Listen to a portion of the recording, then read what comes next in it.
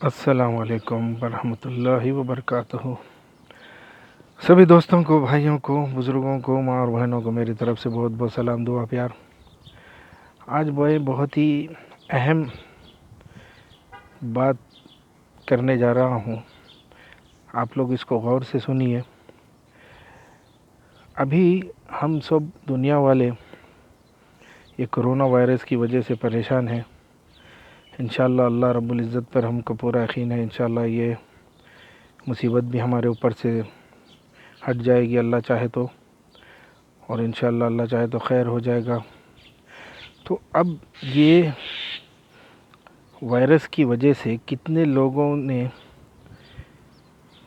کیا اس کا مطلب نکالا، اور اس یعنی کیا جو ہے سو آپ لوگ اس کے بارے میں سوچتے ہیں، اور یہ سب جو ہو رہا ہے، انسان سے ملنے کے لیے ڈر رہا ہے، اور جو ہے سو مسجدوں میں نمازیں رک گئی ہے، اور جو ہے سو یہ کیوں ہوا، کس لیے ہوا، کیوں ہوا، یہ کچھ کوئی غور کر رہا ہے؟ تو میرے بھائیوں، بزرگوں، دوستوں، میں جہاں تک میرا دماغ چلتا ہے تو میں نے سوچا کہ شاید دنیا میں بہت ہی ظلم حد سے زیادہ ہو چکا تھا، ناانصافی بہت بڑھ چکی تھی، تو شاید ہمارے اللہ تعالی ہم سے ناراض ہو گئے۔ تو کیا ہم سب دل سے توبہ کر رہے ہیں، اور یہ عہد کر رہے ہیں کہ ہم جو ہے سو اگلی بار ایسی غلطیاں نہیں کریں گے؟ اب وہ غلطیاں کیا ہے میں آپ کو بتاتا ہوں۔ ہم لوگ بولتے ہیں کہ ہم مسلمان ہیں، ہم پیارے حبیب حضرت محمد مصطفیٰ صلی اللہ علیہ وسلم کی امت ہے، اور ہم کامیں کرتے ہیں پورے ہمارے اسلام سے ہٹ کے، اور انگریزی ماحول ہم اپنا چکے ہیں۔ اس وجہ سے ہم کیا تو ہمارے گناہ کیا ہے؟ دیکھیے، پہلا گناہ کہ ہم بہت لوگ، اب سبھی ویسے نہیں رہتے، میں سمجھتا ہوں کہ 100 میں سے کچھ، ابھی فی الوقت کے موجودہ حالات کے حساب سے 100 میں سے 95% لوگ ہوں گے جو صحیح راستے پہ نہیں چل رہے ہیں۔ تو وہ گناہ ہمارے یہ ہیں، سب سے پہلے ہم اپنے ماں باپ کی نافرمانی کر رہے ہیں، ماں باپ کے ساتھ بدتمیزی کر رہے ہیں، ماں باپ کے ساتھ بدسلوکی کر رہے ہیں، یہ پہلا۔ اور دوسرا، ہم جو ہے سو غیر مذہبی طریقے اپنا چکے ہیں، جیسا کہ شادیوں میں دہیز لینا، دہیز کے لیے عورت کو ستانا، اور جو ہے سو عورت پہ ظلم کرنا، یہ ایک۔ اور پھر تیسرا، ہم لوگ جو ہے سو ناحق کے اپنے بیویوں کو طلاقیں دے رہے ہیں، اور شوہر بیوی کو دھوکہ دے رہا ہے، اور کہیں بیوی لوگ، عورت لوگ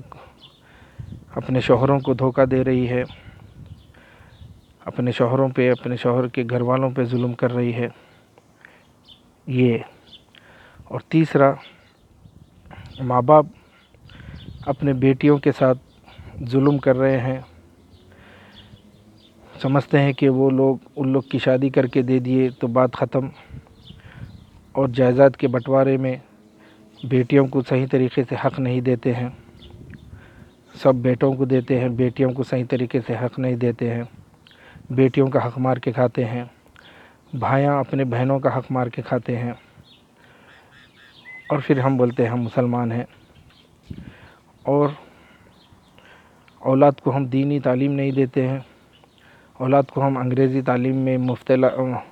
مشغول کر کے رکھے ہیں۔